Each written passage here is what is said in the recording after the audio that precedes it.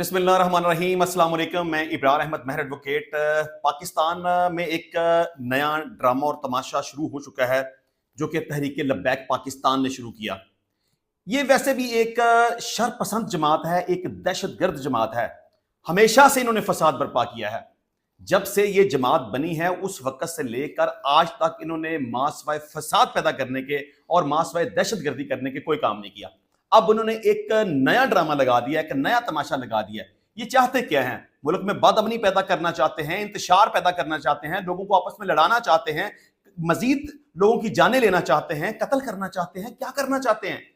मैं समझता हूं कि इस शरपसंद जमात के ऊपर बड़ी सख्त किस्म की पाबंदी लगानी चाहिए। इनको बिल्कुल भी इस बात की इजाजत नहीं होनी चाहिए कि वो कोई जलसा कर सकें, कोई जुलूस कर सकें, कोई एहतजाज कर सकें, हत्ता कि इस जमात का वजूद ही नहीं रहना चाहिए। इनको शर्म नहीं आती कि ये किस तरह की हरकतें कर रहे हैं। आए दिन कोई ना कोई ऐसी स्टेटमेंट देना, आए दिन कोई ना कोई ऐसा काम करना जिससे मुल्क में बदअमनी और इंतशार पैदा होता हो।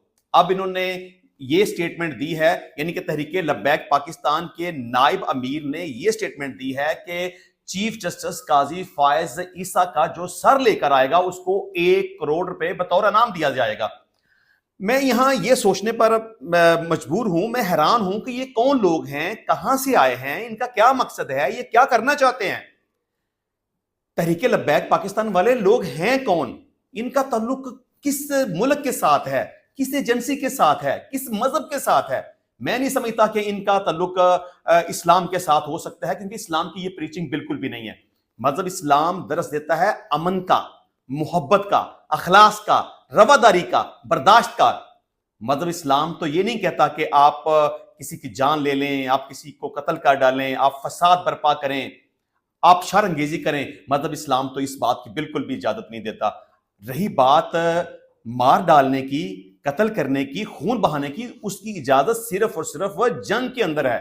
वो भी जंग जब दुश्मन के साथ हो, वहां पर भी बहुत सारी एहतियातें और हमारे मजहब ने बताया कि कहां पर आपने एहतियात करनी है, कौन कौन सी आपके ऊपर पाबंदियां हैं, किसको मारना है, किसको नहीं मारना।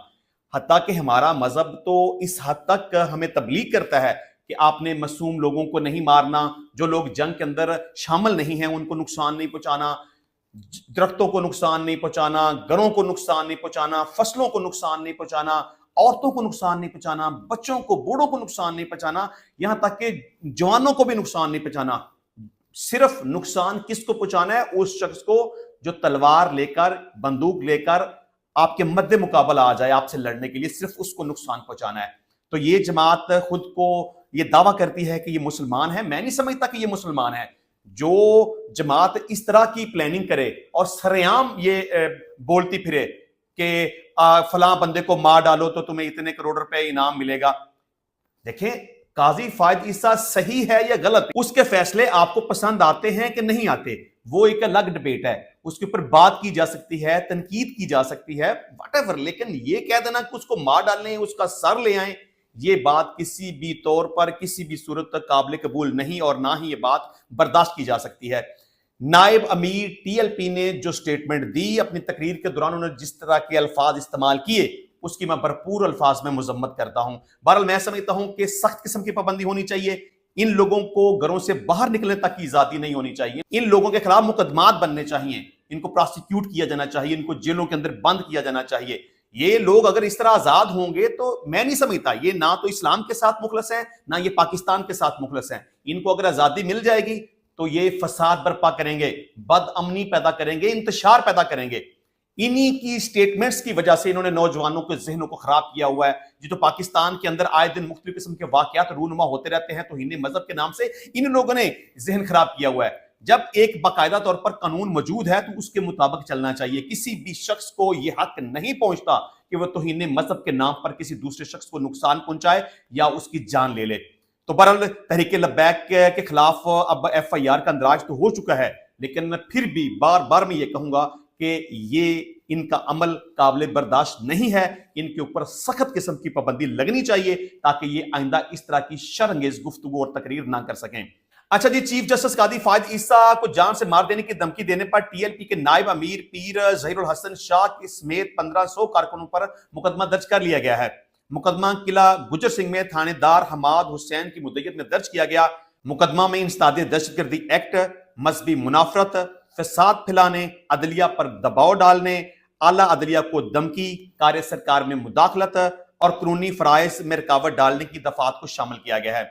इनके खिलाफ जो FIR हुई उसकी ब्रीफ स्टोरी इस तरह से है कि प्रेस क्लब के बाहर एहतजाज से पीर जहीरुल हसन ने आला अदलिया के खिलाफ नफरत फैलाई और काजी फायद ईसा का सर लाने वाले को 1 करोड़ रुपए बतौर इनाम देने का ऐलान किया है। तो इसके अलावा गैर कानूनी असला और शराब बरामदगी में KPK के वजीर आला अली अमीन गंडापुर ने आज अपना 342 का बयान रिकॉर्ड नहीं करवाया। आल्दो के अली अमीन गंडापुर को मुतअद्दद बार मौका दिया गया कि आप अदालत में हाजिर हूं, अपना 342 का बयान रिकॉर्ड करवाएं।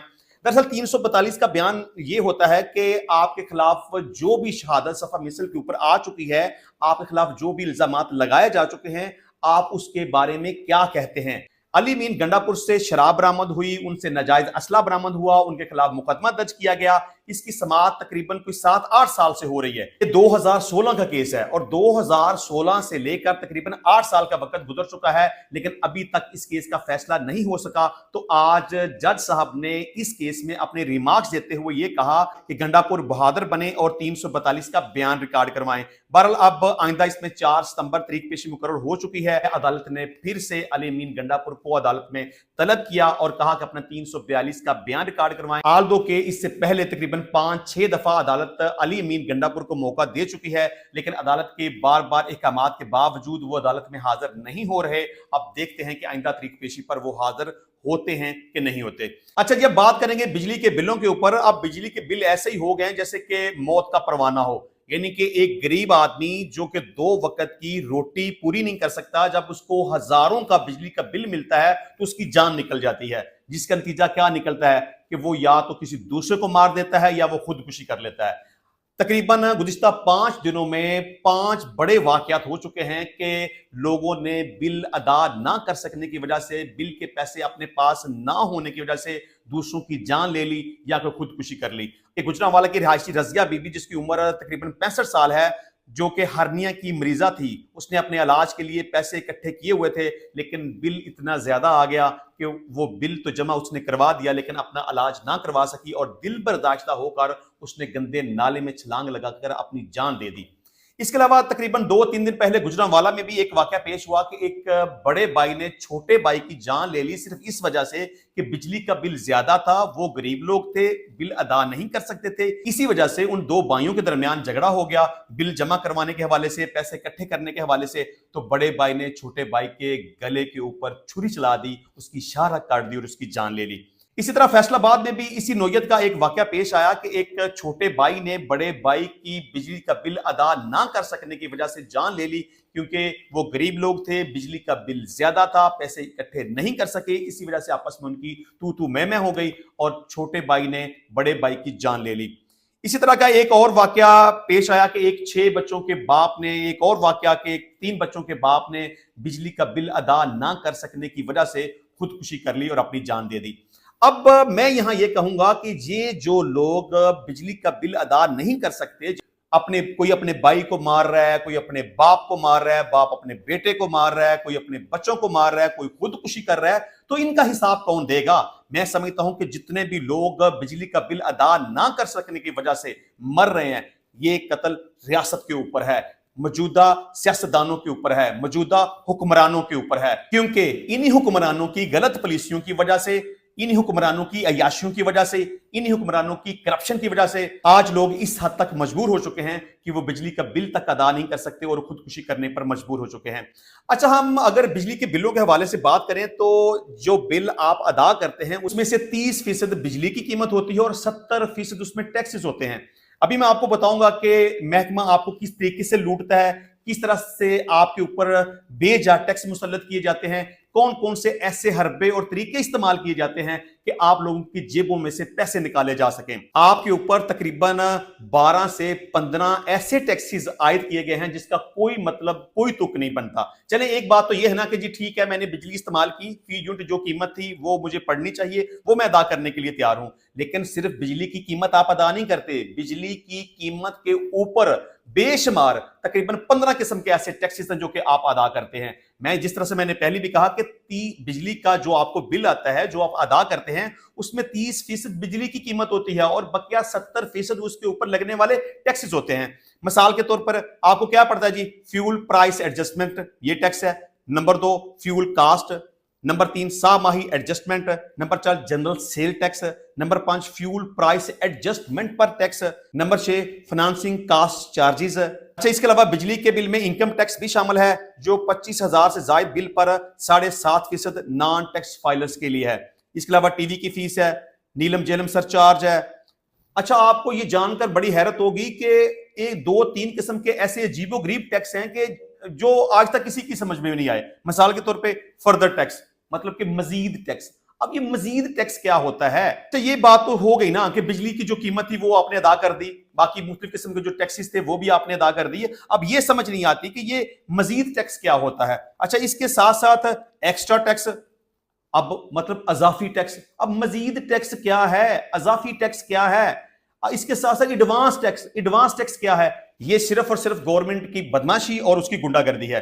अच्छा, इसके अलावा एक जो बहुत बड़ा जुल्म आपके ऊपर किया गया है वो ये भी है कि 200 यूनिट से ऊपर अगर आपने 1 यूनिट भी इस्तेमाल कर लिया तो आपको 6 माह तक उसकी कीमत अदा करनी पड़ेगी। मतलब कि 1 यूनिट की कीमत आपको 6 महीने तक बर्दाश्त करनी पड़ेगी। आप इस तरह फर्ज कर लेंगे अगर आपने 200 यूनिट इस्तेमाल किए हैं तो उसका बिल आपको आएगा तकरीबन 3,000 समथिंग, और अगर आपने 201 यूनिट इस्तेमाल कर लिया तो आपको बिजली का बिल आएगा 8,000 समथिंग। इसका मतलब क्या हुआ? इसका मतलब यह हुआ कि आपको बिजली का 1 यूनिट 5,000 रुपए में पड़ गया। और सिर्फ यहीं पे बस नहीं होती, ये 1 यूनिट की कीमत आपको आइंदा 6 माह तक बर्दाश्त करनी पड़ेगी। आप बेशक 200 यूनिट से कम ही बिजली क्यों ना इस्तेमाल करें, आपको उसी रेट के मुताबिक बिल आया करेगा। मतलब कि हर महीने 5,000 रुपए के हिसाब से अगर 6 महीने का काउंट करें तो आपको बिजली का 1 यूनिट 30,000 रुपए में पड़ेगा। अच्छा, सिर्फ यही बस नहीं होती, हुकूमत ने आपके ऊपर मजीद भी ऐसे टैक्सेस लगाए हुए हैं जिसको आप समझने से कासर होंगे। जिस तरह से मैंने कहा ना कि further tax, extra tax, advance tax, ये मजीद जो अभी मैं बात करने लगा हूं वो भी उसी किस्म का है। मिसाल के तौर पे अगर आप 300 से ज्यादा यूनिट इस्तेमाल करते हैं, मतलब 300 से लेकर 400 तक, तो आपको 200 रुपया मजीद टैक्स अदा करना पड़ेगा। अब ये कौन सा टैक्स है किसी को कुछ नहीं पता। 300 से लेकर 400 तक अगर आप जाएंगे तो आपको 400 रुपया पे करना पड़ेगा। 400 से लेकर अगर आप 500 तक जाएंगे तो आपको 600 रुपए एक्स्ट्रा पे करना पड़ेगा। 600 यूनिट से ऊपर अगर 700 तक जाएंगे तो आपको 800 रुपए एक्स्ट्रा पे करना पड़ेगा।